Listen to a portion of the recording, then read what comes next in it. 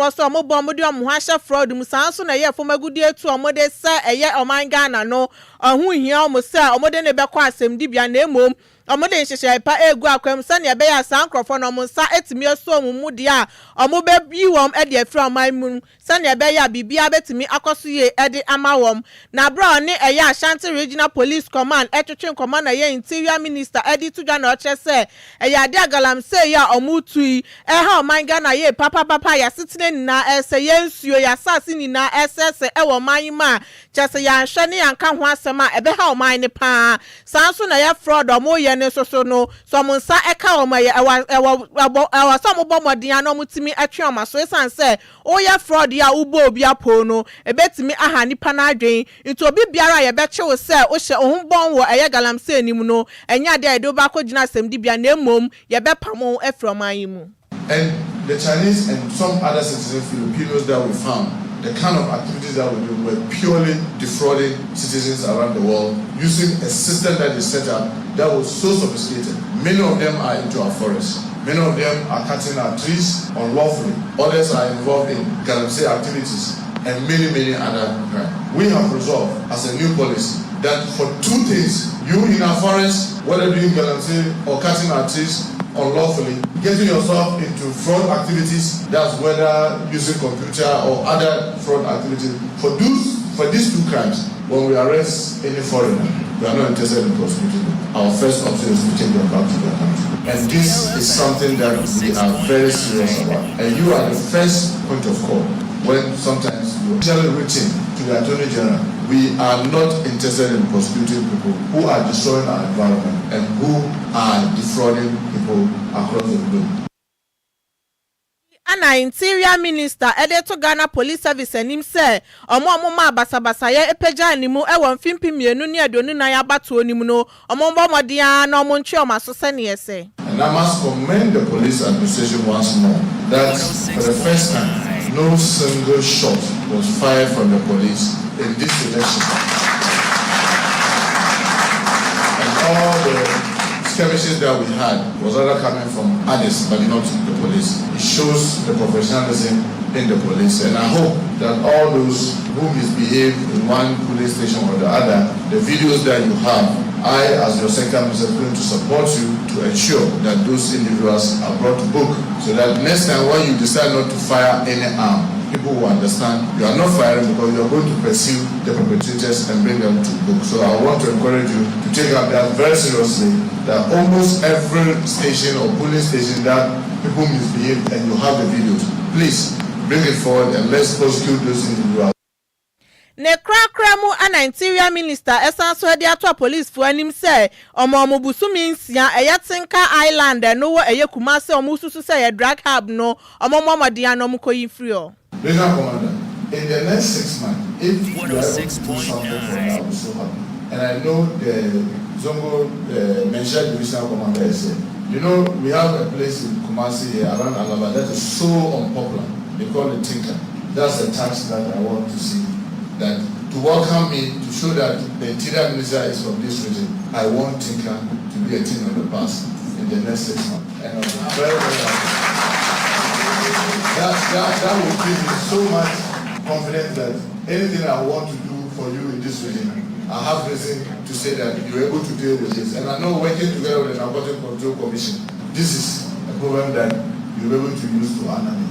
That at least in my own backyard, this thing that has lingered for so long, when I became Interior Minister, you were able to use your intelligence, you were able to use your men and women to be able to get it to be the thing of the past. And when you do that, I think that will be a golden award to me, and that will help me to also reciprocate that good gesture with so many other things that may help you in your region. Ene ya uti ye Interior Minister Muntaka Mumbarak. Enti wase obi a ebe chene so ye foreign na wo mem ha sei no. Ye beja ne kwan fa ne kogina court. Debi udi ne kogina court kra koye den. Onko ni kuro mai. Onko no krom na wudi a wadi ne bone a wadi no fa ne ho nkodi. Sisi no de ne kokoto wan fa na kokoto wase na wi enti mani ko ni krom sa ne ebe ya omuntimi ento aso bie sa ne omukọ mu krom ya asase ne ye. Ghana ne ko US no ko dinsem fa e beja ne so o mara kwa fa ne ho nkodi. Eno ne asem no. Ghana ne ye wo no. Ye nto akase bo no so. Yentu asen ko piem e wo court. Nigeria ni abaya bia ne den ede Nikki Isabella. Wede finhia no aduenu mienu na abaya yi oye hairdresser osiesie tire honoma na Ghana fota akọ honoma. Wonom ekoyemte dodo na efre no Bella otegana ha no musi. Na court ahye so nkodam finhia mako enum. No nya dwumaden emfa nka ho frisem. Akofa maya mienu ede afri o ma Nigeria ma bepiem o Ghana ha no ma. Ode wonom ede bo besibra e wo manyim. Na court chire mu sem abaya yi emra okowura Nigeria memo no ne dia ne se okwa na waba wo nchen oh adwuma wa Ghana ehwo de na adwuma ne mo da sesa bia no manam ne sent yenkwe ne yenkwe ya adwuma na unya sika emfangu obotom na ene mra se de ni kwaso no ena ye maame he hana ekosia anochewa Japan achimota circuit court ene fiadai eye oforiso boss me ne da so eye enan emfimpi mienu ne de nunumu ena Isabella kwagina mu ana wochiem sasem we de nyame no mrukure ni enya de odimu for kram na court ade intensa me ne bo no ba ko eye Human Trafficking Act kire mu se ye boni pa ho ba ne senti utumi gongo fa nipa emfa ne mabo ba sibra wa mayi muti no court kire mu se abaya wadi fo na mra asem de ni kwaso awa achimota circuit court no ena Isabella kire mu a ono no oye onipa bi na ye adwuma na krato ne adwuma ne fa no eye Nelly na omu kire mi se Nelly mpo airport for panache na watupia fajan wayifum okokra na Ghana fo beka ya ayakoto ni mabosu metwa mu e wa fempem mienu ne adonu anan mu ena Nigeria ni ekọ Nigeria ekofa maya mienu ba ko ne din de eye Grace ebiagbo wanya finhia no aduonu anan aduonu miensa 23 years the tasi mienu nso eye Kikilamo John wanya finhia aduonu mienu ono su fi Nigeria e ba Ghana ena shombo se oh Ghana supermarket bi ho no pa no ewo Ability Square Agyei Ghana nkrabo premantemu emu adapasa no mandamti yankwa ya adwuma na Isabella ba moden ehye o moketede mba o magane mo ba ye no ye besi be no ne emaya ye bosum du nso o maketua no wagye ede agu ne botom na asema ye wanwa nyina ne se Isabella de we Ghana pe ena ka kira wona mo se wei monkantem entem na mo ka no nso mo the Bible ene edi nsie mutiriwi nso matete mutiriwi ni bi ta munim no obi betesa yes me di mu ba sibra no meje monkwa meya monwe meje mu nyina monkwa de afiri mu nse se be ya kire mo hwe ade na mo kwa Sammy Adwoa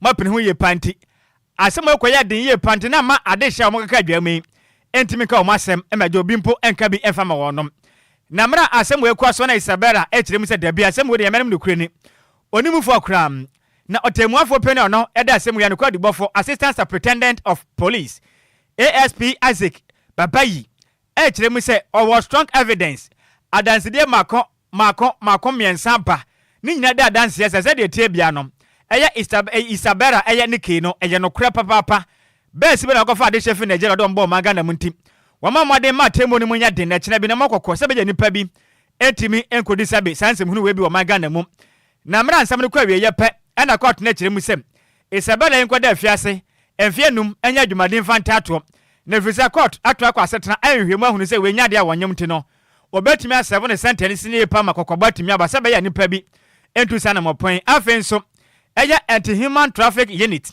of the criminal investigation department the Trinity can say CID eka Ghana police service ho no ebo ho maden sem wono mo se betimi aka Nelly ono so ka ho bi na nipa mi na mo ka mo adwan no machi wo memra etimi ene wo matimi adim na DSP William eye ayarega eye the letter of the anti-human trafficking unit ade sem say ade to santrefo ni mratemu no ekwa wiye no ya boya ho maden say yensa betimi aka ne no na yede asomo. I know it is there, but we are also doing our best, fighting, arresting them, prosecuting if there is evidence. Don't forget last year that the human trafficking unit alone, we had about 9 convictions, and you'll be surprised that one of them had 20 years, unprecedented since the promulgation of Human Trafficking Act 694. Last year, one person was convicted for 20 years, and I'm telling you, we are sending out a clear message that crime, whether human trafficking, migrant smuggling, or any other crime for that matter, will not be countenanced in our country and will not relent in our efforts until all perpetrators of the heinous crime are brought to book. Any out ye, or no, the dear dinosaur, DSP William Ayarega, or no, and the letter of anti-human trafficking unit, and no share Ghana police service, and our tenant king. And watching so Abamu Bia, Odi Isabella Chico Piemo Court, HM say. court any ye fisa temo na ba no e attention current on court enya adwen. It's innocent. She don't know anything about that thing. It's the same woman that sponsored those girls. It's the same woman that sponsored her too. I'm the one that said I would pay for her transport. But last year, July, I lost my dad, so I didn't do anything. I have to go back to a village. When I come back, that's when I hear that the case is already in the court. And I'm the one that do witness for her, do testify for her. Because I know her very well. She's innocent. So I will fight for her. Innocent because she's not a prostitute? She's not the person, yeah. And she's not a prostitute? She's not a prostitute. And yes. She doesn't also... Yes. She doesn't bring girls from Nigeria? Yes, she's never done it before. Prostitution? Yes. You can vouch for that? Yes, I can swear for that. Any awoti ye aya branti ono ena na oka Isabella Niki hua na obo ne chidom chidem sa temu we de court aya katasumu muaso visa asem we said ye call ye nya de a na abaya no odi hu for kwa attention no mabu e de tia no no ene wa chensu no pani po no so oka Nigeria membo no hu a wagidin ye pam ne den aya Kalitos aya chief ono to din sem se de tudwa chidem sa ye ne ya se nipa bi e kasa court na mu aten ye frisa na motuo na abaya na tuo ne ye bone ne send onim de ntia nipa bi so atemo no zo atemo na nko chem de court na ye na ya de pa enti ye mo court no abaso. You have to get the law enforcement agency before they were able to release these two girls. That was what happened. You were not there. You are basing what you're saying based on what she has told you. And where she was is at ability. And that is where they were doing prostitution. And once they were there, there were more than 40-something of them in the same building. And she admitted in writing that this is what she does in Ghana, that she's doing prostitution. She also admitted that the money that the girl gets for prostitution, that she's the one that takes it to keep for herself and whoever person that she claimed that is her partner. So you cannot come and accuse the law enforcement agency and the court as if they have convicted an innocent person who did nothing. Any awoti ye yo penny pa no o my Ghana mu a odi ne dwuma se oye penny pa obu aka memgo Nigeria memo ne den eye chief Kalitos oneso ene na woti ye Yanto akase abone so na children's ward anu osu huma banya ya resabia ewe ye prayer man tamu de tibia wom sese no enya kra esansa nya de a enkwala no enya bed mpo no mudi omuti atoso eno nam so ma ye nurse fo no e de mattress eto form se ne be ya mofra no betimi adaso na bra ye Dr. Hartford Dawson eyo openi kwantre fo na da love without walls eni edwumaku a ensha banya se ayo ma adwen se ya de omoba be ma omo empower 150 se ne be yan so a omubesi ayaresabia ni bi ediama eye children hospital no osu home no na sese no kaso chema ye 80% de omawie aka 20% na chese bibia etimi akoso ye ediama eye su home government hospital na emom enya bed ne nko anode ma wo sanso esi hospital ebeboa na omatimi aye lab sanso na bebi ombaji ndru eye pharmacy ni so no wapebi ediama wom we na ye hospital administrator Samuel Jate Frimpon edi tuja na ochesa obasu home abanya yaresabia eye case was na ade abtibi omuwom na enya kra na omunya patient bebre e wo honom na omutimi so empamo omuso omunko esanse omunni empa nti awoso omode mattress net form sane ebe ya eye patient no ebetimi adaso. The capacity is very low. We do get a lot of patients. We can't send patients away, so we have to provide mattresses for them to be on the floor and a host of others. So this project coming on board is really going to help us accommodate the patients that that come around. Eni ya uti ye hospital administrator Samuel Jate Frimpon enu echi na Dr. Hartford Dawson no ye openi kwanche for that love without walls ano edi betu da na ochre se o si hospital ye de ama o esan se ye mfimpi mienu ni du na anim no okonslahwe wo ho no hu setibia wo mu ne de enye kra. Yeah, so in 2014 I came here on a missionary trip and I visited the children's ward and my heart really broke because there weren't enough beds. I think a total of 18 beds. And I remember saying, God, if I had $1 million, I'd build them a hospital wing. I went back to the US and I got very sick 59 days after. And I was actually on my deathbed. They didn't think I was going to make it. It turned out that I had malaria and it hid in my body for 59 days. And when it manifested, I ended up having congestive heart failure. I ended up having a fluid in my spleen, enlarged spleen, a lot of stuff. And while I was there one night, I was on oxygen because I couldn't breathe on my own. My illness was not unto death. that I needed to get sick so that I could feel the pain of the children in Sahum, and that I would in turn build them a hospital. And I just started to cry. I started to bawl. And then I heard the words, name it love without walls, because we need to love people like how God loves people. I mentioned it to my wife, and we got some friends, and we started an organization, which is a non-profit in the U.S. And so we've been raising funds since 2014. We did the groundbreaking in 2016, and here we are hoping and believing that we'll have the grand opening in 2026. Enia wuti ye Dr. Hartford Dawson on a kwanche for edema love without walls. Na ne krakram na obesowa on a Kodan Image Limited or contractor a wosi ayarisabia no no so the same say etuja. In this building we have the children's ward, setting up adding other things like the NICU, a hospital on its own to serve the children.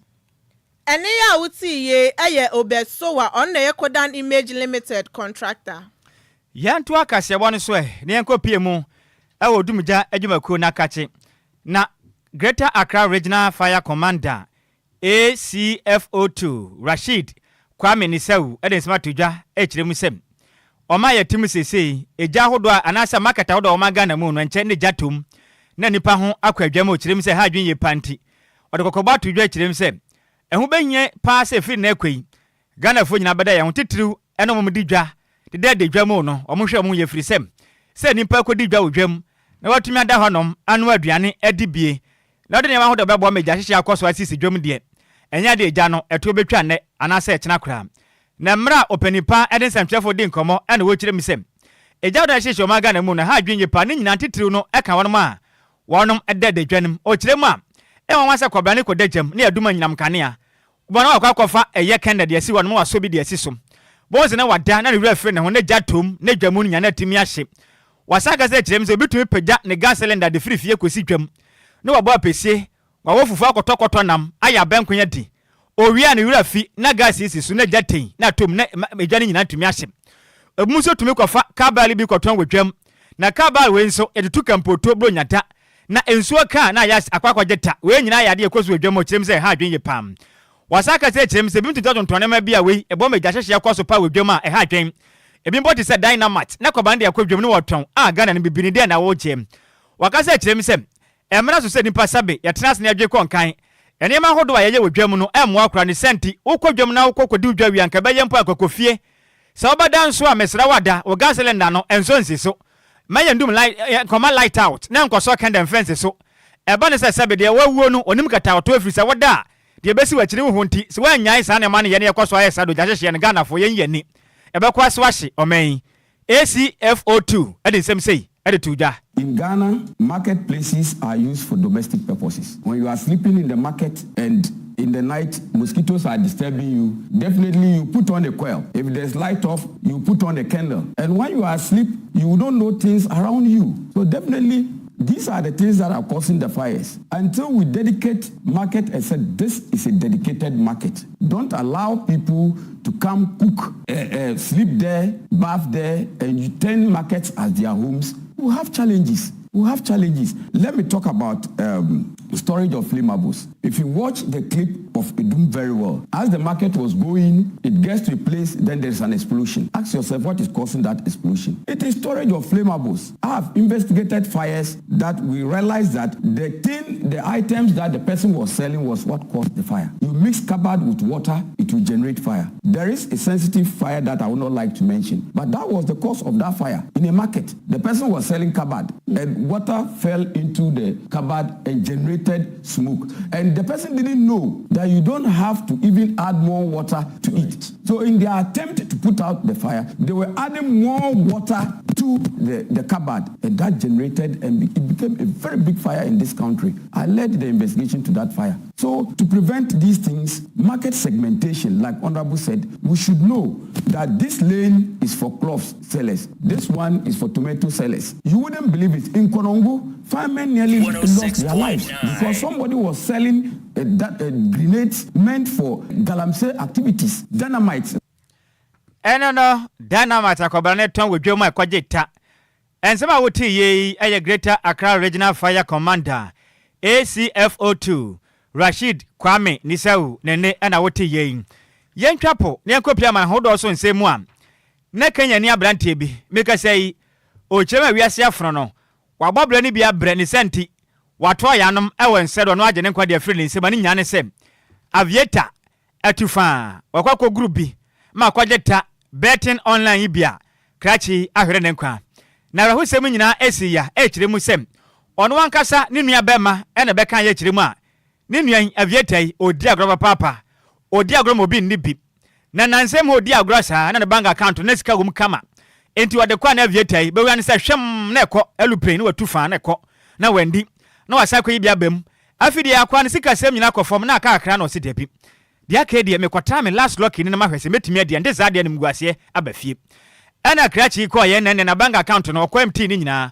okwa yi sika ye wanyaka prepantum na obo mode ade ko ye oduko gu aviator ze na me bubu mu pasa me di mu pana me de atemeka na ka ba misuma nya sika ne bi na ja manima nguase krachi di ko gu su akra ba aviator hu ni mabo etian se hwem sro ekọ ene so ko he na mabio wadi no krachi hwe hodin no se nyamianim pa se nim nguase no wo de sabi fada nim nguase de magema nkwa krachi hwe benkum hwe ni fa ne neta waje ne nkwa de afri ne nsa na nim nya be ma ne kire mu se asema la hopa if se nim nya be ma nde wu yempo na ye na woda na ye ne birthday na ba Facebook no so DLFM 106.9 flowers ne sisi ne ncha oda Facebook so oda ne moto suei krachi na wu kire mu se aviator de ne nti so ba transfer so pedi dia main pan sika sem nyina ko form de obeku ne ho a we si Adwoa Sammy esi Kenya memu ani mede mu enkire mu nyina da ede esomwe ne yegina we so ada ye ho ye ba ye beda nkase ebo no ahodo aka ne nyina mu sensem so ede atoa so ede asoma ani mrei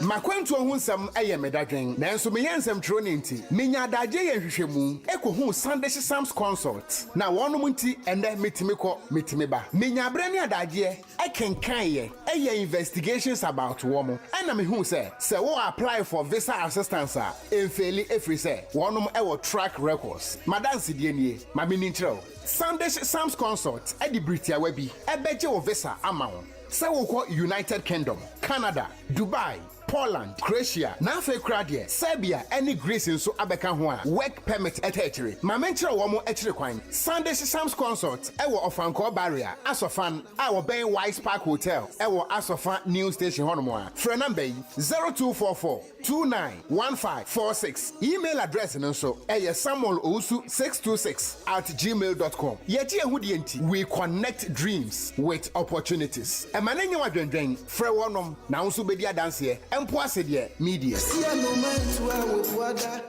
Yamamo akwa ba fianke kama dwen kire ne bie e wo Facebook no so emfa emamom we efri anane kunsu kojokro no kire mi se fantastic news in town sina yenso ya dase pam we sifri odo itama ana o kire mi se ekwa bia ne ho aga na mampani betumi afa so atugalam se na se da yentum na we aya danko dada do enkose hwe we sifri we chada hwe no kire yese kase bo no hwe ne live Edi free great station hono ma nanam DJ Ghana man fidie ni so hono ma Ghana fo nyina etie edi free DLFM next no kirem se kasebo no emo de pasa no manam no madwa ne kodwo adwuma pa ye bo no kirem se abaya na enipa bi agye ne kwafi ni sem die onkwada bokọ na sem we mu oya pam we nso every action boy etie no kirem se brother Sammy Nhyiraba o se wa afia papa kasebo ne mo de pa na nam adwuma nti na nsen ontanya kwantie na nsen se amekezi se wa bafie obetie kasebo 24/7 nti oda ya sepa na kasebo ne no size senior yenso ya da sepa ye ba wonchen ofie honom na sema todwa esisi ya so ya ba wonchen ofie ho na eni o na ene se osofo no no hwa manwe sem so interior minister ono so na ye MP edema so asa santimatemu ne den ede mutaka mubalak wagase kire mi sem o ma na tim sese no mpenifo hwa ne ma ya hyehyeye bi no ba kwato atane gya nanim Damrik Dr. Ayani anim na mo gituma uyo obi afia ma na ba o ma Ghana mu a ene ye se obedi bone wo scam obi edada no frakadam anasa kotu galam sese yenso ne yakwa ye wi a ye beja akwa atwa wasu de from Ghana mu sia bio ye fa nkwa court enkodi wasem Ghana ni wutin sem se a bebo magalam se na to atwa ensem we mu that is no man na se we nu nze mu ye nwono pam 0534050199 0593406565 05340501 na oba bone tew na onua so nya kwan emrabi hello majo yeah over praise hallelujah kofi ma shama damon sini amenti animre Honorable Muntak Mubarak Ozire. Ya chewo na ufiamana na oba Ghana na betu galamsey. Ena wo ye frakadam wo beskamu obi ya chewo ya mfa nkokot ya do kwa kwetwe wasu ne ya gya kwa for the past 7 years 8 years the ex-president or your president yachi ashawan then omukae ndu se embusi aga on you can the flood don't forget it yo me da se pa na wadwenkyere hello majo ya mi adumo sini ari kasa fe dodo a on dodo black kwame me yenti animre asamna da me bla na wakano asawan o so wan ya tiri ya se de ne ko wakana ba obae nti se wo ko bi Ghana ni o ko yes aboni wo bi ma so a o be je kan fo aba betwe aso ye mfa makwa aha Ghana de masa ye forget why mfa o Jessica Sammy Adwoa Adwoa obra so chiao ejene so me je osu papa no okay me da se bebre hello majo Munya Fona nana me je so papa na me yenti anumre ye nunu ye ho Ghana ha ho na ye ya ye sesere ye nunu ye ho na ye sesere hwe se muntaka wonimu a me ka manate okọ China na wo sa won sa bomu netie won sa wo pam wo sa mu netie na di gunsu ma yekun China fo nimu sa enso mu fi China e ba be dinsim hunu wo Ghana ha die enti mi ko mo China usa netie di gu nsam na wo yetewa edi gu nsam yetewa omo kire say is equally to say wukotu o mampani ayeden ato atwene ana wukotu o mampa wukogu o mampani ame wukoyeku that is what it means enti bo no free China ba hunu yesu ani asan ya de na ko free wo ho masa ena meka no Ghana yete ha ye nunu ye ho ne yesere muntaka won kono on samra biu me da se won kono on samra biu hello majo inshallah senior udina bia kasa free from survivor and kasa free champion me yenti anumre mutaka kana nutumo ndita se o se omu chi foreigner o pamu Africa mu se ye Ghana ni Ghana ni de ba ko jam na no memla ni wadi betumi de watu prison na Ghana ni be gina mla no so na foreigner 20 million omu si dan kese omu chi omu a no ma ko pack omu nyina to ho so mu pia ye se on be yes kama na on be galam stadium ana enti o kana nutumo ho so one thing as you ye se on kombra okay ka se papa fra Ghana fo mate me da se bebre won so betimi de wadwenkyere no e de aba 0534050199 ana 0593406565 hello majo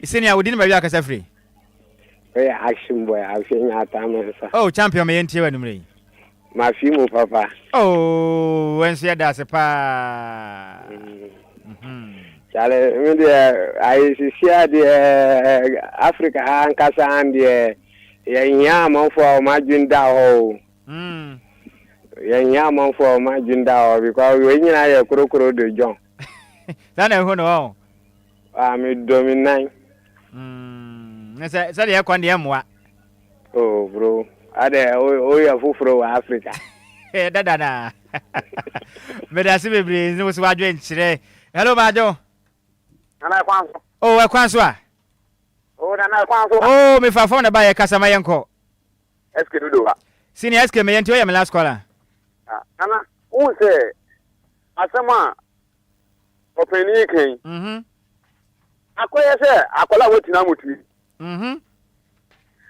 ebiesi wa Ghana happen ani ye ngu ye faso de e ba so ana ti joro so be se o ye yi wa sem ye mpam na ko ye ntwe wasu na ko sanetie embra na oni ba no so mu mpanifu na mu ba be se mbra no mo tumi di so de a nke ebeboa mo obewie ti mo ko e kana na okay yes ye mpam ko jina court o ma ko jiska wo ho adi ase mfasu bi ama ho okay ye mpam no nko ma se mbra na be ye adwuma de anga Ghana ko nkifu aso okay mesme da se pa mesra frafo ni guso fra na so ebre ni te no enya de betumi afa frafo ni nyina ebio kra mo fancha ye pa kase bo no ye bunu kom se pon na sikanse na ye weekends enti ye ko se na enya hwekre betwa fam kakra nti Apakan fa cha ye ntwi fam kakra ne mpa baby mfa Oh, mini magus gomro.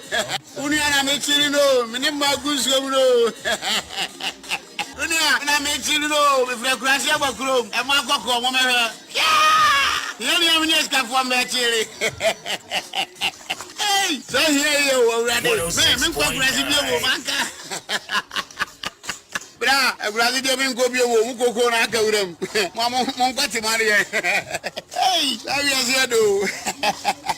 Na wiase na de sika ebe kwa kurase bio oh lebi ye twa fam enumre kra wanya baabi atena no wanya de mu onyu ka papa no ai Apakan pialo mekum ni pa ofia Ghana ni ka se ebo na ye gina we si de asi emu semufo no ye me bele twe de se mu de ma yen DJ ma de ekopie mo e wo Facebook no so akenka fo ebe so ma numre ne ye mie no e dia meje se wa ye takra de kwadwokrom twa be wo de hye konkron Nhyiraba Kwadwo Sammy B Mene Adwoa Agyei Sikapa Oba hu fa bia ne hwenetea esentemu yesaso ama Apakan jeje betnase nene one eyi minua ba kwa no ne ho fa pa ne di ne yeden Bismarck edusei ena ko pama so nsanya sekum na hasofo kan do amsa di ntwe wa hu metim na mungu ne mungu na sa eyi watala no oyede oye coach mo ye sure so oye coach Masa mompam na mo chemu gua ni masa Apakan GH ebetena sa kopama so nsem apneje mase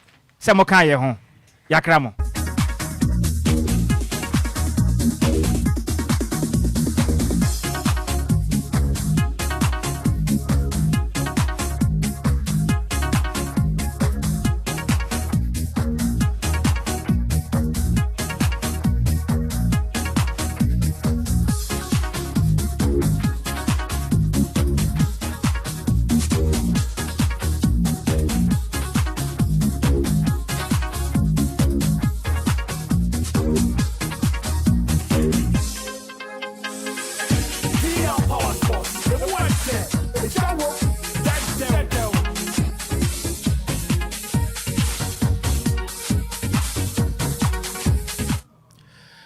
Fiadagbe wotro melagbadora no vinyo fogoto fio wotro ya gamagbado megba no sports ye metwogbo no yimenko enyu freestyle Friday merekuku no wotro ya layo madana grana madana na mesia mekropomoto fio no chome radio adre deal 106.9 sports ye metwogbo no anyami ganyobi tuobole bo uno ko e Facebook e YouTube gbekene mingabo watasheku woke sports ni ba egbeji freestyle Friday minkpabo fa ni ochemoko ni mukwa kemoko ni mo fiamo ke radio afo deal 106.9.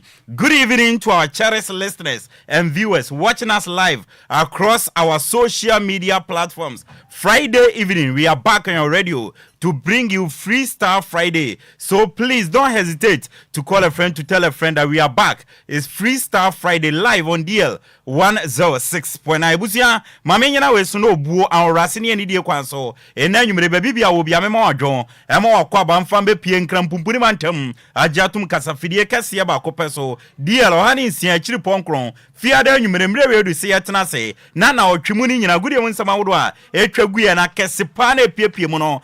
Fani yedi won komane ya ma wokwan na wo freba dwumedie so ede wadwenkyere ede beta ekire eno ne yaturi din Freestyle Friday enti abusuan ya ba yatena se na otwemu ni nyina agudie mu nsem atwaguye no akase na ewo mu no yebedi won komane yawi a yebebia awmana tum na so wafre na wakyere wadwen na lines a yede befa course no Chiroto mami ye bie lines ni tum pepepe na wa friend wa kire wadwen numbers no ye 0534 050199 and 0593 4066565 enche bia me bie lines na tum na otwemuni nyina gudie mu nsema todwa akese na wom ni opese o kire wadwen bia no na wa kire wadwen e de afonte abusia ya tena se Freestyle Friday na ye de basomo kame ho ne yemfa seda kese emfama Lumba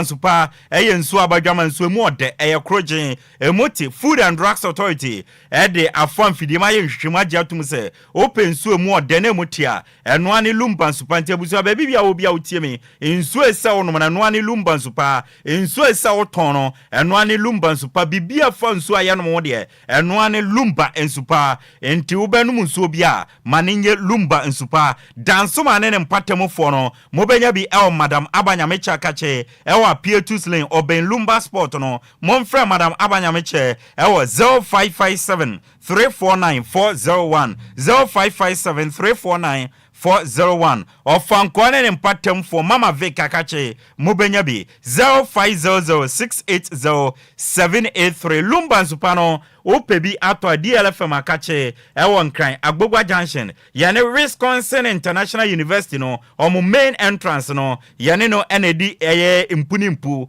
ana nhwenim obepie mu yakache ya ode oba osi ope Lumba nsupani bi ato reception wo ababa wa no wo no obedi wanim na wanya bi ato na bibia aye kama baby bia obi afre numbers we na o tododo ampani for the beguchemu na ya baba yi ede amount eye 0355 no abo 5 miensa 274757 ana 0577 475343 Lumba nsupa ekitemu na nwumre yede ensam eba from afar menu akwam yefum mentunchi akese mfama na otamachi ewo sunsuma famede ensam eba DJ Omarion Facebook and YouTube Odiya to DLFM 106.9 obetumi enya bi ahwe YouTube nso no DLFM 106.9 Bismarck edu se atnase dada obetene nka menso edi ameje so no ayensu ano de hye Apakan GH de blazer ki yantnase na yamfan samna emra odia na otwemu ya gudio mu nsam atuto dwa kese ba ko apie mu no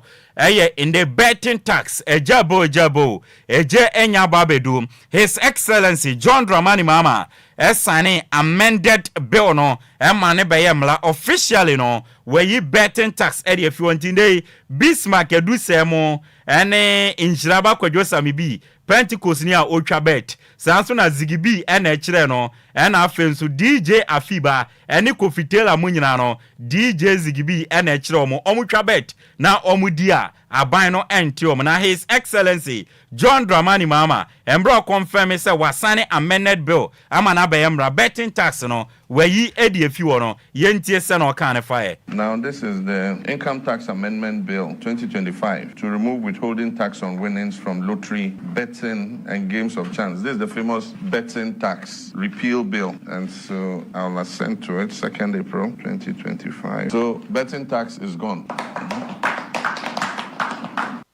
Enti mranti anisese mo twa bet no na mudi a 10% yente usikana obedi no eno ana obeyi Sheikh Arumia Shaibu kasama for the national chief imam o se oni aban ya adwe betting tax no na esenke yemane wo enne ya yi betting tax na free wo no ebe hye mbaburu no kutupa ema bet no betwetwa na nka betting tax na wo dia mbaburu no dodo na no omo interest wo bet mu no nka ebeyi edi afiwo Sheikh Arumia Shaibu. Now this is the Income Tax Amendment Bill. I'm not enthused about because of my religious orientation. I'm not enthused about is the bet levy. You think it should have stayed? It should have stayed because for me then it would be a disincentive. Yeah, I don't want to see any young Muslim enter into any bet of any nature, any game of chance, because my religion abhors it completely. So if the president had asked me of my opinion. Sheikh Arumia Shaibu ase betting e de nke se wo ho esanse nesumo somo yenkremo somo no enso so ntimampani na nka obisa ono adwene de obeka to se betting tax no enwo se na be mabunu no ebeyi omo interest e di afi betting Reverend Osei Kofi, a former player edema Black Stars of Ghana, a triple Olympian or say Afcon since 1982 yen to me NGB no nienti enese omo ekuomo eje makoma ko nine more man omo kuomo omenya hwe ye hye omo bobo na ye hye enso no ye ndi so na Bible cracker say boshe asebe eye nkwase aboshe de ye nhye na enam sa abo na ye hye omo eje nine na omenya hwe ye ndi so ye nti ena ne adane no me e de amaya Afcon ye de tire awaya ye ntumi enje oni en sister station Sporty FM legendary Fifi Bansen and Edin Komo. Ghana, as I know, Before Christianity came, we had what we were serving. And when Christianity also came, we know whom we are serving. The Bible says God hates those who promise foolish. And if you know you can just fulfill your promise, don't promise. You know, before the Africa Cup of Nations finals, no winning bonus, no appearance fee. So go and win the cup. And when you come, houses will bid for every player. That is all. We don't take anything, and we go and just sacrifice and win the cup, and you don't give our promise to us. That is the reason why we are still backward. For 43 years to this year, we have never been able to win the Africa Cup. But during our time, 63 we won it, 65 we won it, 78 we won it, 82. And the Reverend Oseko, if you're seeing the Afcon Ghana, Muntumen Jenese, Omwa Eje 9, Omukuomo de Moman, Oma Nyashi, yes, Omoboy, and this so Anadane Nomia, in the Afcon, Yentumenji. Now, Chinsono, Ghana Premier League match day 21 standing games, no, to Jaco Tokoshe Brekumichasi Kabako, Omen to Mantina has for a day, Shiano Mushi, almost at now a 2 bar street tefson, so Emma Legons, Abobo Kwa, Nations FC. Nations FC Baboma Kabakwa or meant to Manti. I think said the last 5 games has so folk in Winnie Bako cry. Meaning say coach in Wyoming drew dia and almost ruining dia. Emran Enquiries. Nana all trains to video bakwa train pa Marion. Fato Sumame Kumase Babayara Stadium. Now I think say Legon Cities and Brekumi Chelsea rather. I don't know you may Legon Cities Abama no sir. Maybe Nyako BF1. Brekum Chelsea any Kumasi Asante Kotoko Elbow Ghana Premier League game no. Ena Kotoko head of security, commander graphics or a soldier nipa. Audit you ashe Kotoko goalkeeper friend Mohamed Kamara ansa. Ena Branty and then in Saba kuma warning shot. And be taking a video. Sa video in our training partner. Offer you know my warning shot and a player back with a chairman here. Mami infam when a Branty area da ben oba Ghana. Ever see a tio to know the tio ya be gumi ya flumu baby. And a branch about we found about there. Also on your wakukudrontino. Ultra video. Na. We nkatione jini in some nekobo bikuna. Commander graphics. Ya far as a head of security farmer kotokwa. Players now which room is any ya tutu. Where ye irresponsible, very dangerous. Because a Giabranten is over to me the go BM. Pole dear by cry and can we enti. Now watching ya good and some trendy woman or no. And the betting tax ye Eddie fuel. Sheikh Arim Yao, Shaibu was say on so betting tax na ye fuel. So Reverend or say Kofi say Afcon promises say the mom ya yam for filet. Intina in day no yen to menji Afcon. House of folk, Shiano Mushi, any Kotoko video air trend in India and watching a good year some markets ya. APP and so Bismarck do say at the time. Apakan, you are good to share. Hope so. Oh, Nyamia don't mean fantastic. Sure. And some idea go into and easy. With the NCT for an out of 4. Dan down in DLFM Shibum. Now, send a Friday be a no with a Freaky Friday, Freestyle Friday, Bibi Kakra, and ye and Anka Nyamia Adwoa Chinano. Yet the Casipana. Now, Apakan, with a Kotoko Diano, quick one. Young condemns are acting. Young condemn I deal with big time. Here and never in success so. Sabi mo that had fun ba ko diaba. And no yen hu ni puma sibi yen hu say ne asem no eden ekusi. Mo asasem ne for mo fam no. Mo hwe dem mo ye, mo players mo hwe dem mo ye. When you was Subobia and Fambo Commander Graphics, head of Kotoko Security. You're very bad. Oh no, yes, sir, irresponsible thing way. Why would you do this? So Jania wouldn't him say before be back it out to you no. E say you didn't fancy yes. And Zana ye the tuaman. Player on figure no Mohamed Kamara on figure no fee. I think say Guinea. Now the tuya question is and all the go be your funuman ka obeka Sebi, like, has it got into this? And as a soldier, he should know better. Yes. This is very, very irresponsible. And meaning the reason why, as it stands now, Obia and so friend and Busan questions. And I expect GFA crowd to take some action against. By this time, I say the authorities, the army, Nangasanga, and 24 more authorities, they have to call him and ask him a lot of questions. Because very, very, uncalled for. I see a condemning act to Apakan. Why would you do this? Player.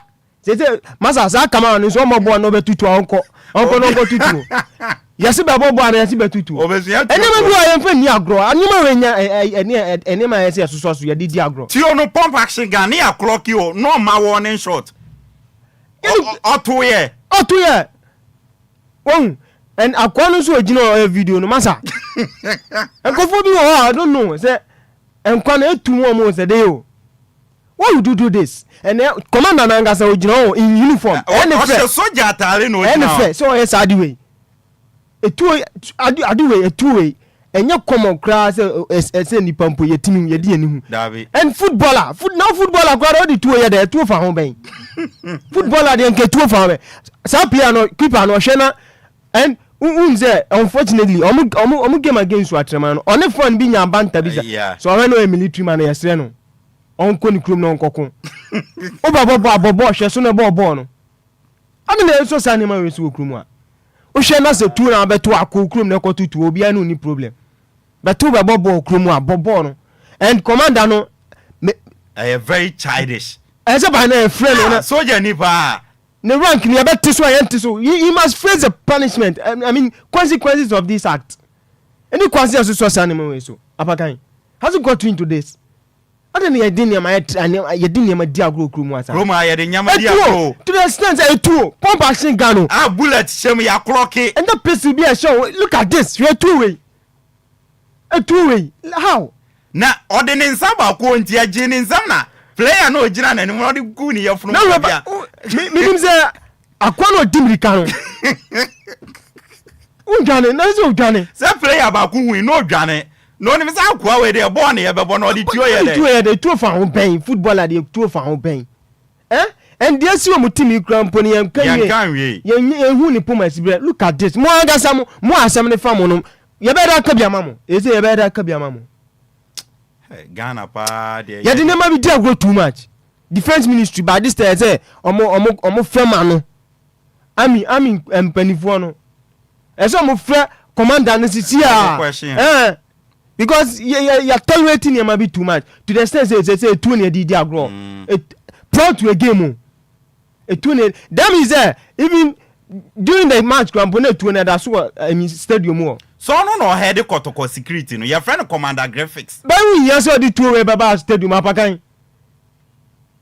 Ye game ni ya previous fans baba stadium na fe the players na kase na di tuation mo nsamo kiro mo how you shoot there Apakan. Se Patrick fa ona koye ono so na ni abrikita camera o video na like se konkwa na nasam kwem nwa akra wo bi kita tu onya ho ejina na ni mu video. So min ka do for ya bet hwe de tu Kofi Adoma wani. So one should say how na Patrick Obo na ni hwe ayawa pani abrante ni fam. Hwe ayawa abrante ni fam. We nya de di agro we nya de so. Mo de mu kum we. Sa kwano so hwe na se tu na betu okumo ande onko kotokofo terminate the contract Frederick Asalinda ponim na onko tu ni tu. You don't have to entertain this. And commander no so say bia say yin kan say onyi adwuma nya say kotoko no na owo no onyi adwuma nya yese no Russia and Ukraine omu nwie they almost another even bokwa ya akra ya ekru mu abokwa ya yenyanko form kwa patanto kwa mo fa ne ko na yenja san ne man me ya beto so gumu Apakan na me ko shake dia no o say shake kasa no ni believe no asem ke be ya anka eni kwan say yi betting tax for yan kana shaking tia say Yesu Kristo ba wi ase na by for but wa me tu ba yi ase wa be kan asem no o pa fa enti ewi ase no se bi me so bone so but ewi ase no Nyankopon na anga so bo ni wi ase no do bi apama no enti se bi a boys ne hwe ene ye hwe Ghana youth ene unemployment how e was na sabi bet na boys dey sort them out.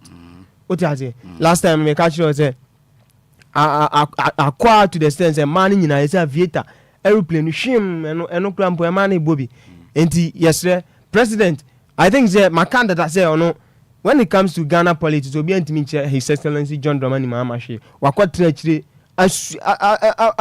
asua niama ohun say ba bia first enema nkoye no say why den watoto niama yenti no ne bosha o share na nei mi gidi say o deliver and yamo president abaso na shake unfortunate na sempa ne dia wakan dia but se boys no the one person obey no obejai bet the person or twice we bet no obetime na fe opinion ne dia no concerning Black Stars Reverend Osei yes o say boshe Apakan Bible ko ye quote Bible en kasa bi o Bible quotation say bibia ni Bible mo Nyankopon pen kwase ya boshe there's no sabi in Bible Nyankopon to sabi o ti ase I radio so ntina ya to ana me say men quote Bible no so we quote Bible I sabi nim o ti ase Bible sabi nim what am I saying? O kan bro for no say foolish ni dey ya jetum na ya be kan ye liba twi ni dey sabi Bible sabi nim o na unim Bible nim no abrante bi trans e wo Israel ye friend Jafet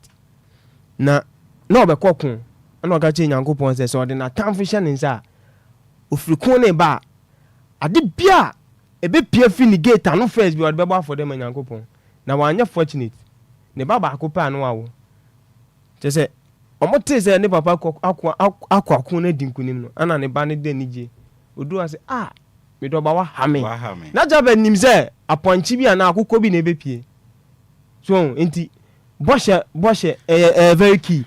It is a srempani for say during that time omo promise you omo na omo nye ya. Masa ya say obi be bring ni mo jani no akon ankode am o man na Boshe am be hye na muntimi ndi so. Ti esre say omo mbo am na mun deliver Boshe bi am de mam say na be ya.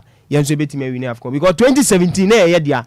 At a point Cote d'Ivoire penalty shootout o ma Lucifer o ma say first 2-1 2015 yeah. Na yen so ebe to aso say ya omo be je cap no e chese bibi o nti ye sempani for say omo sorti omo na ya obi omo di no omo ntimi nyi fi omo yen mate mera say yam fa be 3 course bi na yen sorry na yen ko 0534 050199 0593406565 en sama ya brobro so ba na wa kire wa dwen no wa boni teudi ama ye de prapra kwemu nyame ya adom ochina ye be ba na ne aka chi bia no yede abetwa so the amount 0534 050199 and so menya me first call ampacho odi ni baby akasafi hello dabi went to me enyina so 0534 050199 na 0593406565 oba mefawo enso so ewo honom na wode ede aba pacho odi ni baby akasafi. Hello. Yes, sir. Odi ni baby akasafi. I'm actually from Ruben, me fefe akanti. Ebe samankasi. Okay, Ruben pacho enti we. Yo. The shake kan na me kan wa som kakra. Mesre no pa se betting tax na o mampani ye fruit mesre no. Se ye na nka na do ho yi na ojiji ya na so de ba bi si empebe fo aso da ma na be ka se tax second 1 year na nti mesre no. So mo year free wa boys na ende be boy enye adwuma ni Ghana ha papa bia nti se we aba so a ye nyina ya so mu ye dana mate yanso ye dase ewo honom yamfa ba mienu bi nkan yan sorry na yenko na zigibi mbetwa so 0534050199 and 0593406565 in sama ya buruburu si onso obetumi ede wodi aba pa wo chawdi ni baby akasafi. Hello. Yeah, mpacho twen fi radio no mama why. Call has been put on hold. Davi. Hello. Onye ready. Aye. 0534050199. Pacho odi ni baby akasafi. Apakan. Yes sir. Pacho, good evening. Good evening, bra. Kofi man here. Diamond City, yenti we. Aso folk no wa grobe no mo ewo mo ni tusa aro. Utim ne de ba na ba fe mo. Utim wo. Utim no. Mi ayo mi tim wo kai. Bon se bi a gbe kwata e ko ne ni kaka na ba lechi. Amo go ni mo ati papa. De ya we intervals no ye na ye pa. Ebani se ya na mpete e classico no mu hia ntemu. Oni nyame ngejuma. Onso ni nyame ntina ewo no medase.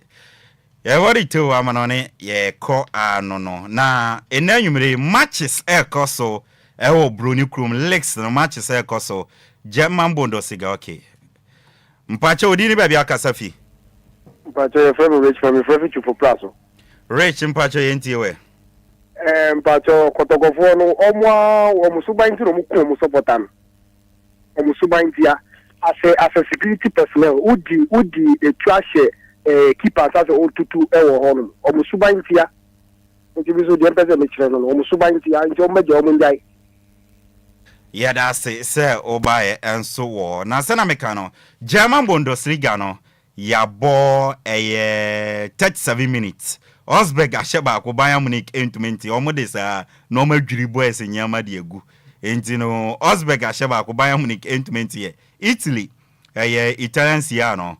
Ya bo 21 minutes. Genoa enchebie. Udinese enchebie. French Ligue 1 ya bo 22 minutes. Nice asheba ko sanso na Nantes enso asheba ko ewo honom na afenso no Spanish La Liga no yabo sima enai Rayo Vallecano enshebie Espanyol enso so enshebie ewo honom a yede amao ewo honom ye me last caller na yanko last caller family Apakan mame good evening odoni Apakan protocol also be a bon homodin. Unu si awelusu but obi abewu echechu obi aso.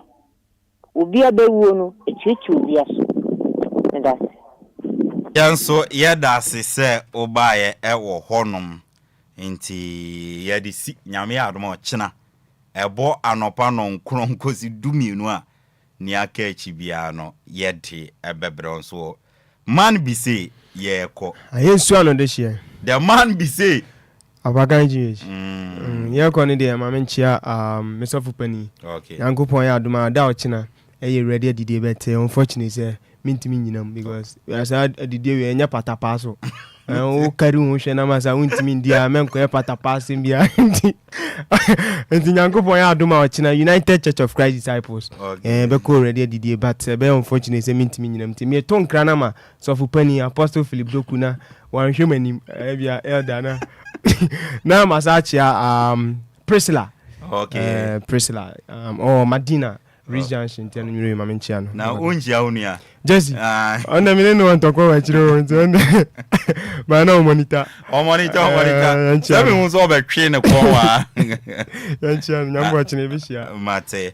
Enti what ma Millicent Lampard ABL. I say good evening Apakan GH. I'm watching you live.